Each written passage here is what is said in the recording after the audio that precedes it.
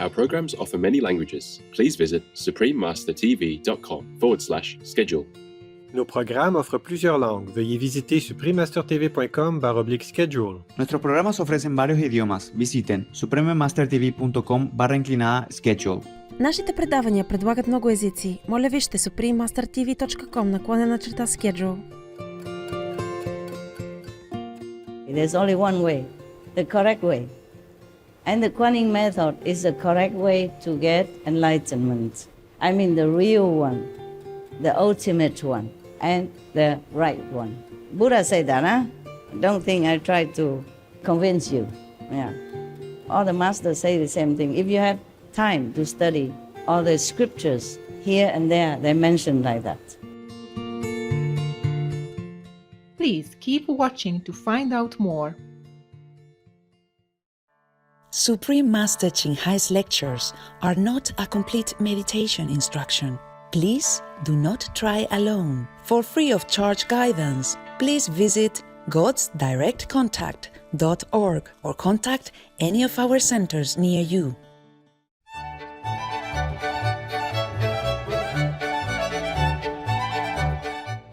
Today's episode will be presented in Chinese and English with subtitles in Arabic, Aulacese, also known as Vietnamese, Bulgarian, Chinese, Czech, English, French, German, Hindi, Hungarian, Indonesian, Japanese, Korean, Malay, Mongolian, Persian, Polish, Portuguese, Punjabi, Russian, Spanish, Telugu, and Thai. Jak se máte means how are you in Czech. Good day, precious viewers. My name is Mirek. The friendly people of the Czech Republic wish to share with you their gratitude and innate love for our Heavenly Father's creation. The Czech Republic is a country in Central Europe, rich in diversity and culture. Prague, its capital, is widely considered to be one of the most beautiful and most frequently visited cities in Europe.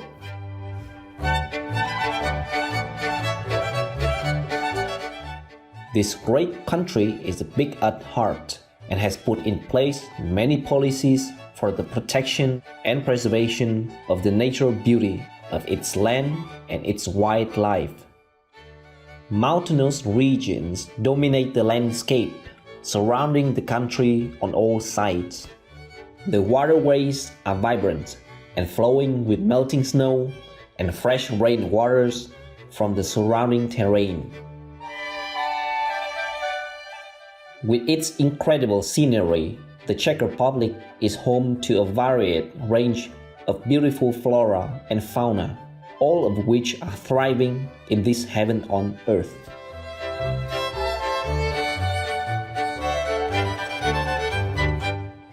We are elated to briefly introduce the stunning Czech Republic to you, caring viewers.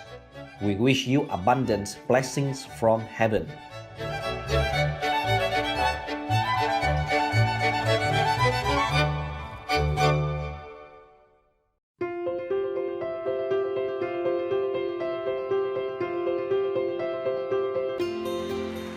For over 3 decades, Supreme Master Ching Hai has illuminated our world with her divine teachings. A fully enlightened master, she imparts the Kuan Yin method of meditation to those desiring to immediately discover the God nature within and to achieve in one lifetime eternal liberation from the cycle of transmigration. The Kuan Yin method has been practiced by all enlightened masters, such as the worshipped world-honored one, Shakyamuni Buddha, the worshipped Son of God Jesus Christ, the venerated master and philosopher Confucius, the venerated Lord Krishna, the venerated master and philosopher Lao Tzu, the venerated Lord Mahavira, the beloved Prophet Muhammad, peace be upon him, the first Sikh Guru, Sri Guru Nanak Dev Ji, and many more.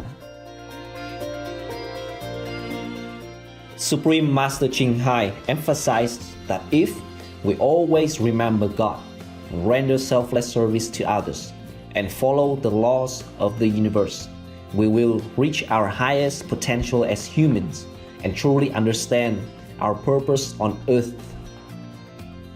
She is an extraordinary living example of compassion, regularly sending materials and financial assistance, as well as love to refugees, the homeless, natural disaster victims, and others needing relief. Supreme Master Ching Hai is deeply grateful to the beloved God for all the financial help, comfort, and support to the afflicted and needy and any good cause over the years. As a humble vessel for His, neutral terms for His, hers, compassion, and love toward His precious children. Supreme Master Ching Hai respectfully thank all special individuals, organizations, leaders, and governments for all your genuine, loving, ongoing support. May heaven bless you forevermore. We, the Supreme Master Ching Hai International Association members, are also sincerely grateful for your expressive kindness and wishing you the best. Supreme Master Ching Hai receives love and recognition from various organizations, media, governments, and individuals, as well as many awards from them, such as the 2006 Gusi Peace Prize, considered the Nobel Peace Prize of the East, the World Spiritual Leadership Award in 1994, the Mahavir Award in 2008, February 22nd and October 25th, both proclaimed as the Supreme Master Ching Hai Day, an honorary citizen of the United States, etc., and has been honored throughout the years with numerous other awards and accolades for her outstanding philanthropic and humanitarian deeds.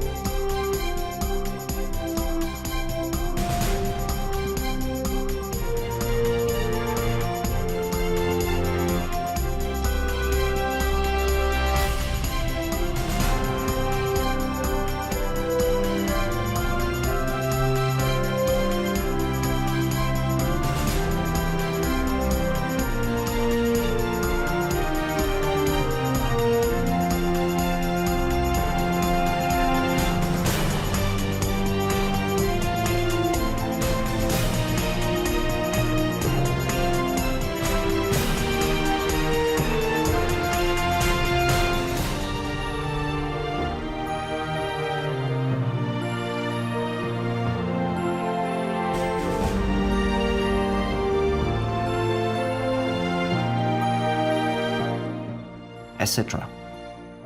We apologize for not being able to show many other awards and honors for lack of space and time.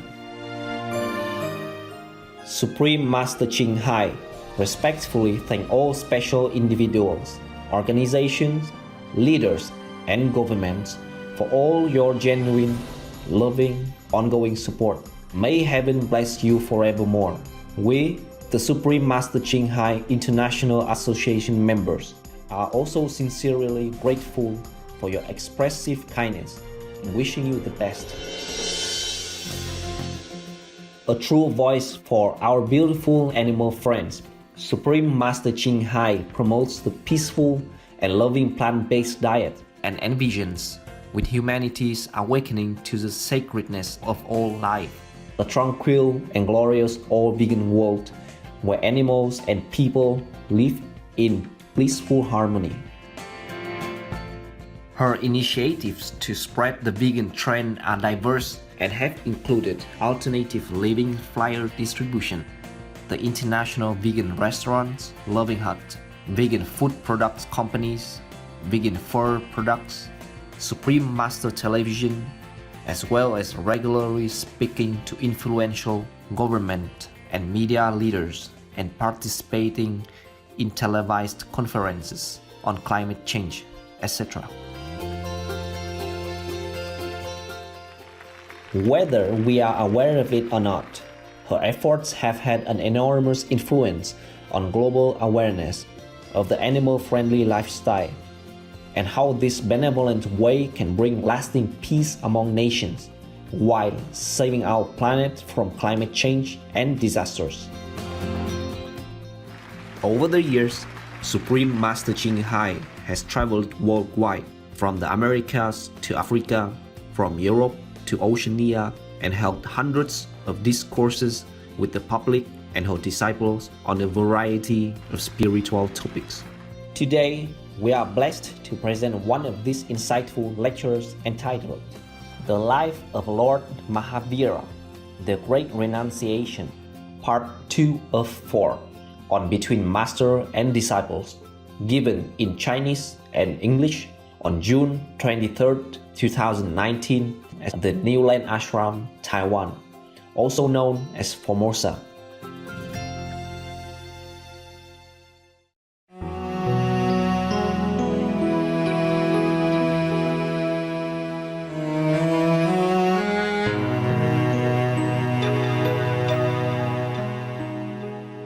You can sit until thousands of years and all the world come and go and things are reborn and destroyed. You will never get anything if you don't get it right. Similar, we have these, nowadays we have these numerolock, no? And you can turn it for 100,000 years. If you don't turn to the right number, you can never open it. It's just like that. Or nowadays we have telephone. If you just push one number wrong, you won't get the person you want, right? Or email, or whatever, you name it. Or television, radio, you have to turn to the right frequency. Otherwise you get nothing. You can sit there all your life, keep turning back, forth, in, out, nothing will happen. There's only one way to do things is the right way. There's only one way, the correct way. And the Kuan method is the correct way to get enlightenment. I mean the real one, the ultimate one, and the right one. Buddha said that, huh? Don't think I try to convince you. Yeah. All the masters say the same thing. If you have time to study all the scriptures here and there, they mention like that. But only after you practice Kuan method, then you would understand. And the same like when they translate like Kuan Bodhisattva contemplates on the sound of the world. Actually on the sound of the creation. The world is creation, of course. But not the created sounds like the bird chippings or the waves of the ocean. Even though it mentioned in even Lotus Sutra that Kuan Bodhisattva contemplates. She has inside her or him this wondrous sound, like the sound of the water, the sound of the tidal waves, the sound of etc., etc. In the Bible, mention the same thing. One of the saints ascended to heaven and hear the sound of thunder or something like that. So these, we, Kuan Yin practitioner, would understand perfectly clear. But if nobody points it out to you, And if you have no experience about it, you would also not understand. Many Zen stories saying that one monk, he was meditating and then suddenly he heard a very loud, big sound, That's after many years of practicing. Yeah, suddenly here one time. Maybe never hear it again. Because it's just like a coincidence that he heard it. Not like he knows the way to practice so that he can hear it every day. The more we hear this teaching, inner teaching, or our own true nature, the more we understand many things. Yes. The more we will feel free.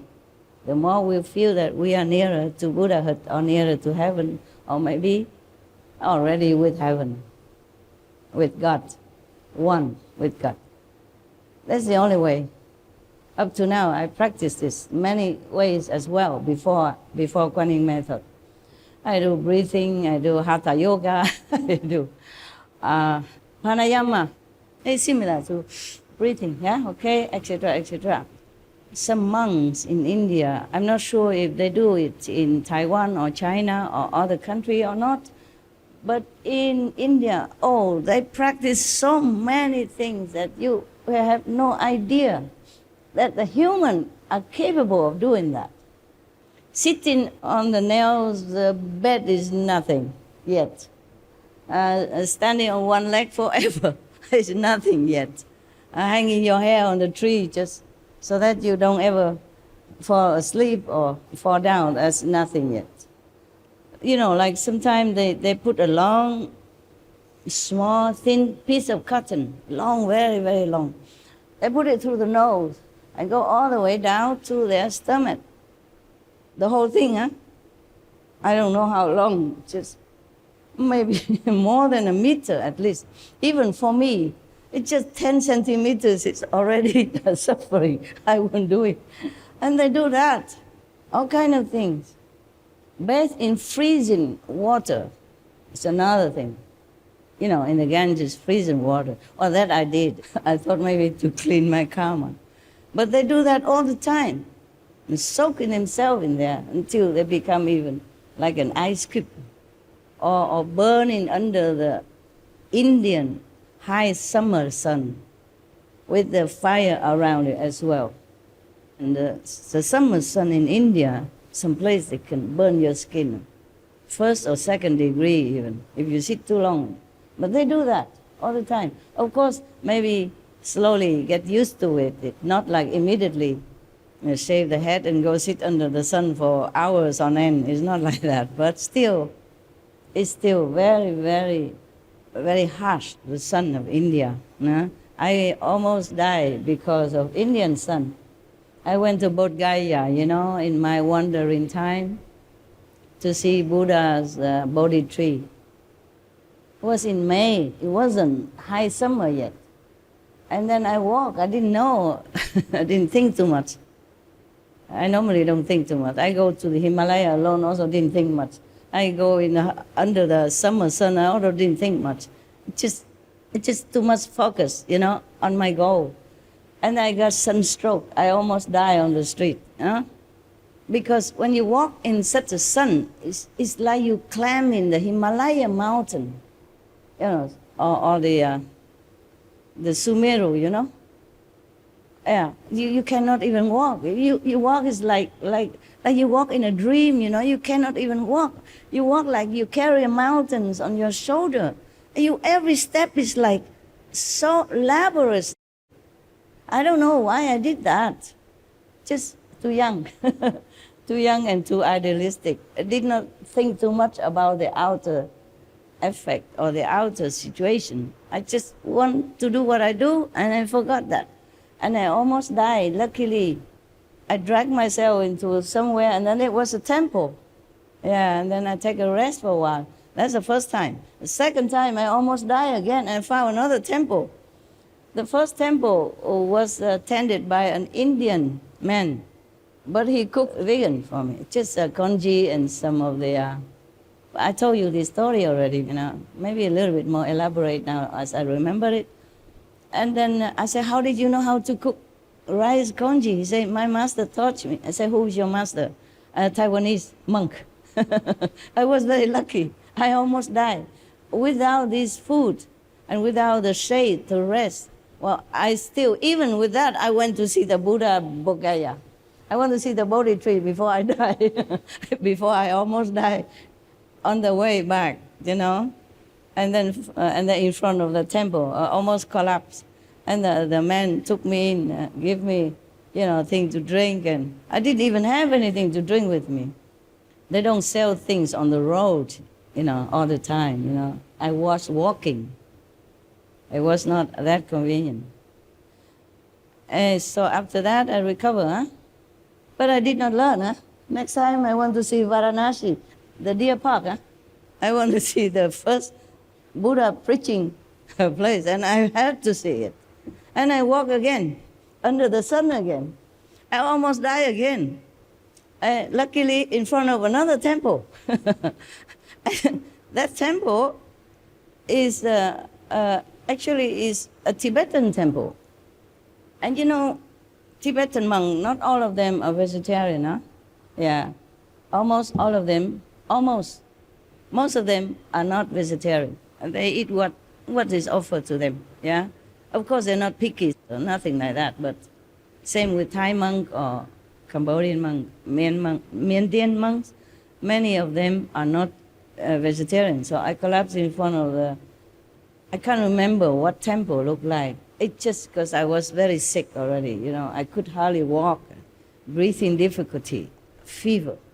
And I almost collapsed there. And then a Tibetan monk came out and took me in and put me on his bed and covered me with like a mosquito net kind of, it's a big one, like a tent, but smaller, you cover, then you sleep. So you don't have to hang it, they make it like that. Similar to some people, they make like a mosquito net, but smaller, like a half round, and then they cover the food, in summer, so the insects don't spoil it, okay? Similar like that, but bigger. Enough for me. He covered me from head to toe, and he let me stay there, and he said, oh my God, fever. The worst thing is that I already had fever, and then I went in the temple, and I took a shower. The water there is boiling hot, because it's the sun, and all the pipes are heated also. I didn't know that. I just took a shower. It made me even hotter and keep feeling burn everywhere. It's not like the skin come off or anything, but it was really very, very painful. The monk took care of me like a father. I never forgot.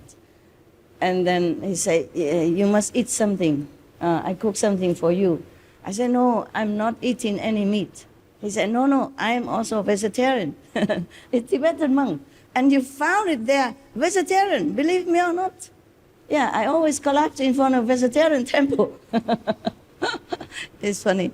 Actually vegan, there's nothing, just some dry protein and a little japchae, vegetable japchae. I still remember that word japchae means vegetable in India.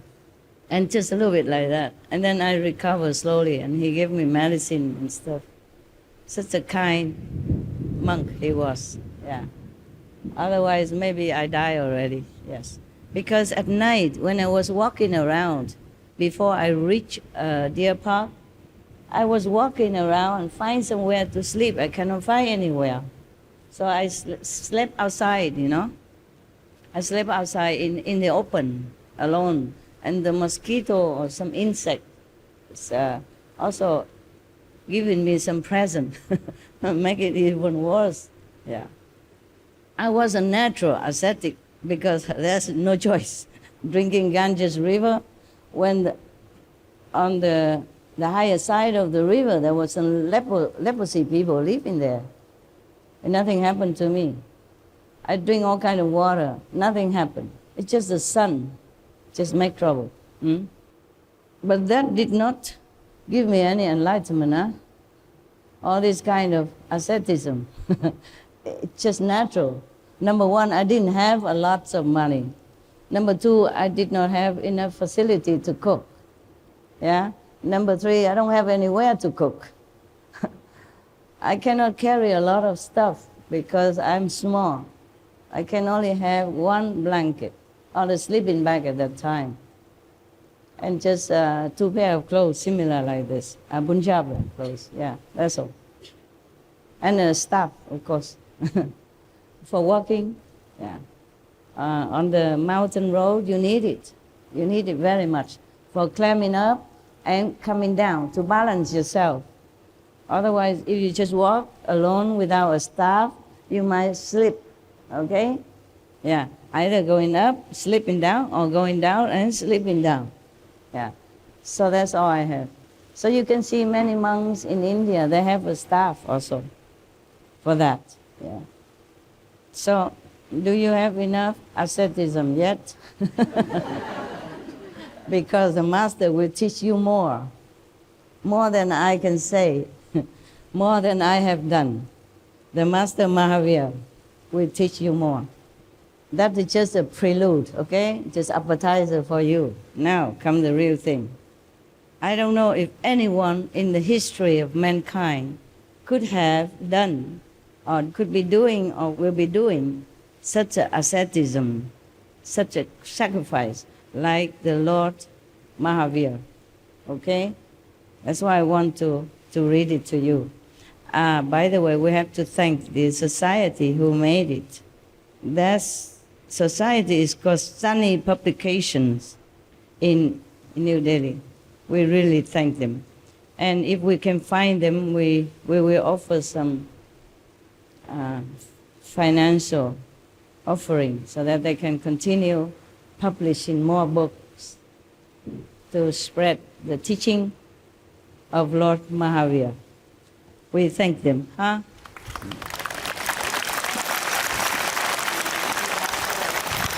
And may God bless them limitlessly. Okay, now it is the great renunciation. It was the 10th day of the dark fortnight of the month of Marxist Sanskrit. I don't know a lot of Sanskrit, okay? Don't blame me. I went there for enlightenment. I didn't went there for Sanskrit. I did learn some, but you know, you learn here and you return it in India, throw it in the Ganges River already. If it wasn't for you, I don't even need to read anything anymore. It's just like a kindergarten teacher, you know, she already over it, she has to read everything. She has children's story book and stuff for her students. Prince Vardhaman had observed a ritual fast for 2 days. A palanquin named Chandrabrab was prepared for his great renunciation. Sometime in the afternoon, Vardhaman came out of the palace and climbed into the palanquin, you know, small coach, you know, that people carry another person on it now in a long time. Some rich people or royalty, they go on palanquin, they don't walk. Me also, I don't walk with this type of shoes. I walk a little bit. The procession with the palanquin proceeded to Chanatkan Garden in the northeast of Kshatriya Kund. The palanquin was placed near an Ashok tree. Ashok tree has nothing to do with the King Ashok, okay? One of the most ardent devotee of Buddhism, and he was credited of spreading Buddhism everywhere. As Ashok, King Ashok is different. I don't think this tree belonged to King Ashok. It's just the name of it. Fancy a king has a name like a tree. Vardhaman got down from the palanquin. Thousands of eyes were staring at the prince. His golden body was adorned with a beautiful dress and scintillating ornaments. The next moment, he had removed all the ornaments and his dress as well. Nothing left on his body anymore. The only cover on his body was a piece of cloth resting on his shoulders and provided by Indra. Indra offered him this dress. The god Indra the rain god, the one that is making something drop in on our roof right now. The water drops. Thank you.